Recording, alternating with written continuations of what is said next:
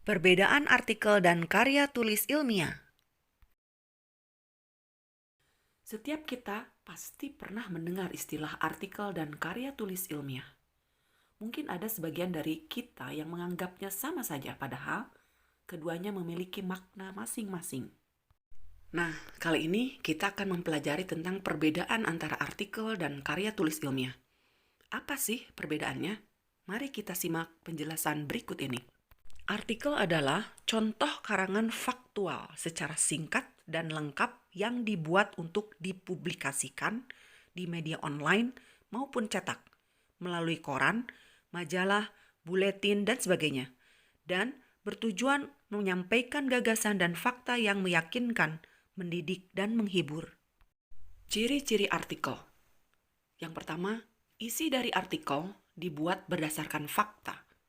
Artikel memiliki sifat faktual serta informatif. Dalam artikel, tidak hanya berisi opini saja, namun turut didukung dengan berbagai data pendukung dan analisa dari penulis.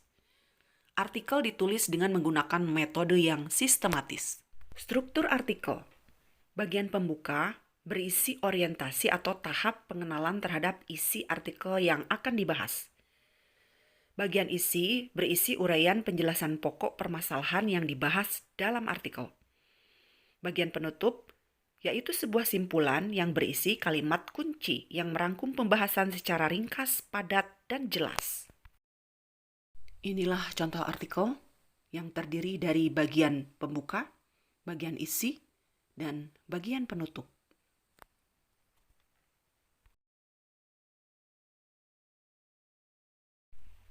Karya tulis ilmiah adalah hasil penelitian dan pengembangan, tinjauan, ulasan, kajian, atau pemikiran oleh seseorang atau kelompok yang disajikan dalam bentuk tertulis dan disusun secara sistematis serta berlandaskan kaidah ilmiah.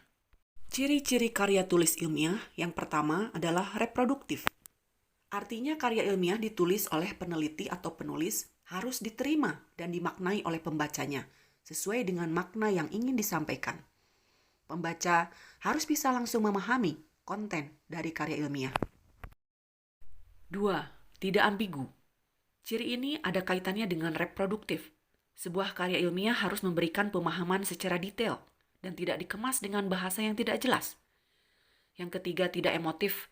Artinya karya ilmiah ditulis tidak melibatkan aspek perasaan dari penulisnya, sebab karya ilmiah harus memaparkan fakta yang didapatkan dari hasil analisis penelitian, bukan dari perasaan subjektif dari penulisnya. 4. Menggunakan bahasa baku. Menggunakan bahasa baku agar mudah dipahami. Penggunaan bahasa baku itu meliputi setiap aspek penulisannya, mulai dari penulisan sumber, teori, hingga penulisan kesimpulan. Ketidakbakuan pada tulisan karya ilmiah hanya akan membuat pembacanya bingung, dan apa yang ingin disampaikan dalam tulisan tidak dipahami pembaca. 5. Menggunakan kaidah keilmuan. Penulisan karya ilmiah harus menggunakan kaidah keilmuan atau istilah-istilah akademik dari bidang penelitian si penulis. Hal ini bertujuan untuk menunjukkan bahwa peneliti atau penulisnya memiliki kapabilitas pada bidang kajian yang dibahas dalam karya ilmiah. Penggunaan kaidah atau istilah ilmiah itu juga menjadi takaran seberapa ahli peneliti pada bidang keilmuannya. 6. Bersifat dekoratif. Artinya penulis karya ilmiah harus menggunakan istilah atau kata yang memiliki satu makna. Rasional artinya penulis harus menonjolkan keruntutan pikiran yang logis dan kecermatan penelitian. Kedua hal itu penting karena karya ilmiah harus bisa menyampaikan maksud dari penelitian yang dilakukan oleh penulis tanpa membingungkan. 7. Terdapat kohesi. Artinya karya ilmiah harus memiliki kesinambungan antar bagian dan babnya dan bersifat straightforward. Maksudnya ialah tidak bertele-tele atau tepat sasaran.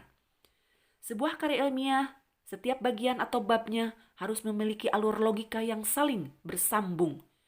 Selain itu, penyampaiannya harus tepat sasaran dengan apa yang ingin disampaikan. 8. Bersifat objektif. Karya ilmiah harus bersifat objektif. Hal ini sangat penting karena karya ilmiah tidak dibuat berdasarkan perasaan penulisnya. Karya ilmiah harus menunjukkan fakta-fakta dan data-data dari hasil analisisnya, jadi tidak memiliki kecondongan subjektivitas. 9. Menggunakan kalimat efektif. Sebuah kalimat dikatakan sebagai kalimat efektif apabila gagasan yang ada di dalamnya dapat diterima oleh pendengar maupun pembaca dengan mudah, jelas, dan lengkap, seperti apa yang dimaksud oleh penulis atau pembicaranya. Kalimat tersebut tidak mengandung maksud yang lain atau menyimpang. Struktur penelitian. 1. Pendahuluan. Bagian pendahuluan berisikan dasar-dasar penelitian ilmiah dilakukan, masalah yang diangkat, dan mekanisme penyelesaian masalah itu. 2. Isi dan pembahasan. Bagian isi dan pembahasan ini bisa terdiri dari satu atau lebih bab. Jumlah bab pada bagian ini bergantung seberapa pelik pembedahan dan pembahasan dari bahan penelitian. 3. Kesimpulan. Bagian kesimpulan berisikan kesimpulan dari hasil analisis pada bagian isi dan pembahasan. Kesimpulan menjadi bagian terpenting dalam suatu karya karena memuat seluruh pembahasan secara singkat, padat, dan jelas yang menimbulkan kesan baik untuk pembaca. Contoh karya tulis ilmiah berikut adalah sebagaimana yang telah ditulis oleh Nadila, kelas 8A yang telah meraih juara 2, mendapatkan medali perak Young Scientist Competition tingkat Jawa Barat.